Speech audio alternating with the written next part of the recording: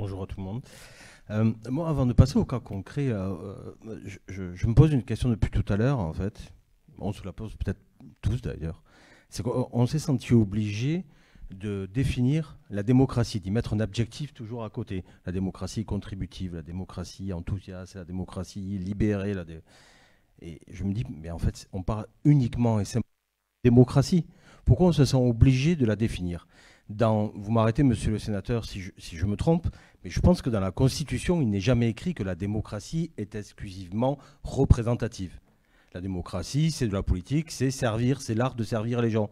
Donc pourquoi on se sent obligé de la définir? En fait, c'est juste parce qu'on a perdu le sens, à mon avis, de la démocratie. C'est aussi du commun. Comme on a perdu le sens du commun, la démocratie, c'est du commun. C'est la démocratie représentative, c'est-à-dire nous sommes des citoyens qui nous sommes engagés pendant un temps donné, et il ne faut pas que ça devienne une carrière, ça aussi on en parle peu, mais pendant un temps donné, pour en fait servir les gens, faire de la politique, et puis on doit le faire pour et avec les gens. Donc voilà, c'était juste une petite réflexion, mais parce que ça me gêne à force qu'on soit toujours obligé de définir qu'est-ce que la démocratie. La démocratie, pour moi, c'est la démocratie, c'est pour et avec les citoyens. Dans les cas concrets, en fait, au niveau de la région, alors moi j'ai été très chanceux parce que c'est mon premier mandat et au niveau de la région Occitanie, il s'était fait déjà énormément de choses. Joe l'a dit, alors sûrement pour nous flatter, mais il l'a bien fait. On est vraiment pionnier en fait dans la région Occitanie au niveau des outils participatifs. Ce qui a été fait déjà en 2019 et ça s'est terminé en 2020 et ça s'est même terminé l'an dernier, je vais vous expliquer pourquoi, c'est la convention citoyenne au niveau d'une région. C'est la première et d'ailleurs encore aujourd'hui on est les seuls à avoir fait une convention citoyenne sur la thématique du pacte vert. Donc en fait 150 citoyens, des tirés au sort, des volontaires qui ont été réunis pendant à peu près un mois et demi, 2 mois, et qui ont travaillé sur faire des propositions. Alors il y a eu une multitude de propositions, je crois que de tête il y avait 900 propositions qui avaient été faites par les citoyens, et il en a été retenu 150. Alors on ne va pas rentrer, je ne crois pas à ce stade-là dans le processus, mais pourquoi 150 à la sortie? Parce que, et c'est là où on va en venir après aux outils de la participation, il est important de définir après aux citoyens que ça, ce n'est pas des compétences de la région, c'est plutôt des compétences de la mairie, ou ça plutôt de l'État, etc. Et donc on arrive après un maillage où il nous reste 150 propositions sur lesquelles on s'est engagé. Tu l'as bien dit tout à l'heure, la participation citoyenne, c'est un engagement aussi de la part des politiques de dire on prend en compte vos propositions et on s'engage à les mettre en œuvre. C'est ce qu'on a fait à la région Occitanie. On a mis en œuvre 150 propositions et c'est toujours d'actualité. Et pourquoi ça a duré si longtemps la Convention citoyenne? Parce qu'on perd déjà pas mal de citoyens en route. C'est très compliqué de mobiliser les citoyens dans le temps aussi long. Donc il faut aussi qu'on ait une réflexion, si on veut faire de la démocratie, de la participation citoyenne, à comment on arrive à mobiliser les citoyens dans le temps. Il y a des outils à mettre en place, à mon avis, et il faut se donner les moyens. Tu l'as évoqué tout à l'heure, la démocratie, c'est aussi se donner les moyens. Et puis, il y a eu aussi tout un comité de suivi, c'est-à-dire qu'on ne fait pas une convention citoyenne, on ne dit pas 150 propositions, on les met en œuvre, merci, au revoir, et vous reviendrez dans 10 ans à la prochaine convention citoyenne. On a mis en place un comité de suivi et qui nous ont poussés, en fait, à les mettre en œuvre dans le temps dans lequel on s'était engagé, dans le budget dans lequel on s'était engagé. Et bon, là, le comité de suivi s'est terminé, puisque toutes les 150 propositions ont été mises en œuvre. On a aussi le printemps citoyen, aujourd'hui qui nous réunit aujourd'hui, hein, Occitanie. Ça, c'était une proposition aussi citoyenne, issue de la convention citoyenne qui a été mise en 2020. Les citoyens ont dit, on ne fait pas assez d'événements autour de la citoyenneté à l'échelle d'une région, on voudrait un printemps citoyen où en fait on promeut plein d'événements, de collectifs, d'institutions. Donc on s'est engagé. Et la preuve, l'année dernière, c'était la première année, on a eu à peu près 40-50 événements. Seconde année, 170 événements qui ont été, donc on espère que l'année prochaine, ça va encore augmenter. Comme quoi, la démocratie aussi, la participation citoyenne, il ne faut pas se décourager. Aujourd'hui, on est 60. Dans 3 mois, on sera peut-être 80. Dans un an, on sera 120. Et c'est comme ça, en fait, ça va être exponentiel. C'est obligé que ce soit exponentiel, vu la crise, qui n'est pas une crise d'ailleurs. C'est la crise démocratique, ça voudrait dire qu'on va revenir à un moment donné à la normale. Et j'y crois pas du tout. Je pense que c'est un mot qu'il faut qu'on arrive. C'est comme la crise écologique. C'est plus une crise, c'est un changement d'air, totalement. Et ça, il faut qu'on le prenne tous en compte à tout niveau aussi. pour revenir aux choses concrètes. Moi, quand j'ai pris mon mandat, en fait, la première des choses qui m'a été demandée, c'est normal, dans tout mandat, de faire une feuille de route pour les 6 ans à venir. J'ai dit, je ne vais pas faire une feuille de route.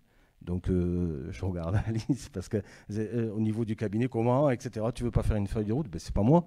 Pourquoi? Moi, Olivier Romero, je vais faire une feuille de route sur la participation citoyenne. On va la co-construire. Donc déjà, c'est ça aussi, c'est instaurer des nouvelles méthodes de faire. Donc on a co-construit une feuille de route avec des élus qui ont été volontaires, des élus tirés au sort qui ne sont pas forcément toujours venus, mais c'est pareil, on recommencera. On est allé à la rencontre des citoyens, on est allé à la rencontre d'élus sur tout le territoire, à toute échelle, départementaux, mairies de toute taille, des citoyens sur les marchés, des citoyens dans les lycées, parce que pour moi les jeunes c'est des citoyens, on les appelle souvent les jeunes, mais ce sont des citoyens aussi, ils participent à la vie de la cité, et des fois, même souvent beaucoup plus que nous, de façon différente, donc on ne le voit pas, mais souvent beaucoup plus que nous. Et c'est comme ça qu'on a co-construit une feuille de route qui a remplacé d'ailleurs une ancienne charte de la citoyenneté active, je crois qu'elle s'appelait, où j'avais posé la question sur les centaines d'élus de la majorité. Je ne sais pas si tu te souviens qui l'avait lu, personne. Normal, hein, moi je l'ai lu en 10 fois, parce que c'était un pavé comme ça, où il y avait tous les articles de loi, etc. Et la première des choses que je me suis dit, qui va lire ça en tant que citoyen? Et qui va y comprendre quelque chose? Il faut absolument que la première des mesures qu'on prenne, c'est remplacer ce pavé qui ne parle à personne, ni aux citoyens, ni aux élus d'ailleurs. Donc à preuve, ça ne servait absolument à rien. Et donc on l'a remplacé simplement par 5 engagements, et des engagements que l'on compte tenir dans toutes nos politiques publiques régionales. En fait, c'est pas simplement dans ma délégation de la participation citoyenne, c'est un peu comme l'écologie. Carole Delga a bien voulu que cette feuille de route ambition citoyenne, elle soit en fait diffusée sur toutes nos politiques régionales. Il faut qu'on tienne le fait que l'on s'engage à rendre des comptes, que l'on s'engage à évaluer nos dispositifs, à évaluer aussi nos politiques, bon, etc. Des exemples beaucoup plus concrets, par exemple le musée de Tautavel. Alors là aussi, dans les mairies, vous rencontrez souvent ça, le maire a une idée, avec son conseil municipal, les citoyens un autre, les experts ou les entrepreneurs encore une autre, tout le monde se fritait. On n'arrivait pas à avoir quelque chose, donc à la région, puisqu'on était maître d'œuvre, on a dit stop, on va faire une concertation, mais une vraie concertation, une assemblée participative. Où en fait, on a mis tout le monde autour de la table sur des ateliers, etc. Et au final, tout le monde a trouvé un consensus qui en fait correspond en fait à l'envie à la fois du maire, du conseil municipal, mais le consensus a été trouvé et très vite. En fait, tout le monde pensait souvent, c'est un temps long, tu as raison quand tu en parles. Là, en l'espace de 2 mois, on est arrivé à trouver un consensus assez rapide. Comme quoi, il faut aussi, dans la participation citoyenne, tu en parlais tout à l'heure, un peu de courage, un peu oser aussi. Être impertinent même parfois, je pense. Et puis en ce moment, ça va se finir à la fin du mois, je crois. Il y a une grande concertation de l'eau aussi. On sait tous que l'eau, ça va devenir, c'est un bien commun et pourtant qui est devenu un énorme problème. Moi, je viens de Perpignan, dans les Pyrénées-Orientales, je peux vous dire que c'est plus qu'un problème, ça devient catastrophique. C'est pas forcément nos compétences, l'eau, et pourtant on a décidé à la région de le prendre en main, ce problème-là. Et pour ça, on n'a pas fait une décision verticale. On ne s'est pas mis entre 4 ou 5 élus et 4 à 5 experts et on n'a pas dit on va décider quels vont être aujourd'hui les enjeux de l'eau dans la région. On a fait une énorme concertation où on a mis en fait tous les acteurs de l'eau, des citoyens, des élus concernés autour de la table pendant je crois 3 mois. Et là on va arriver à un plan eau qu'on va essayer nous de mettre en œuvre dans la mesure de nos compétences et proposer à l'État aussi, parce que je pense que c'est, j'en suis même persuadé, c'est par ces voies-là, par ces concertations, par ces assemblées participatives, contributives, là aussi, à la limite, peu importe le nom que l'on donne, une assemblée de citoyens, puisqu'on est tous de citoyens autour de la table, qu'on soit élu ou qu'on soit citoyen lambda, qu'on soit jeune, qu'on soit engagé ou qu'on soit, on est des citoyens, en fait. Voilà, il y aurait plein d'autres exemples concrets, le plan jeunesse, etc.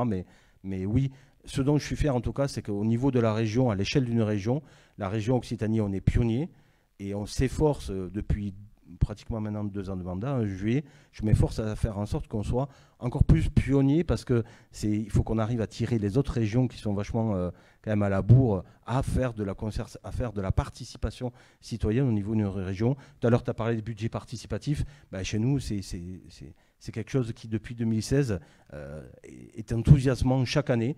Les citoyens attendent les nouveaux budgets participatifs de la région.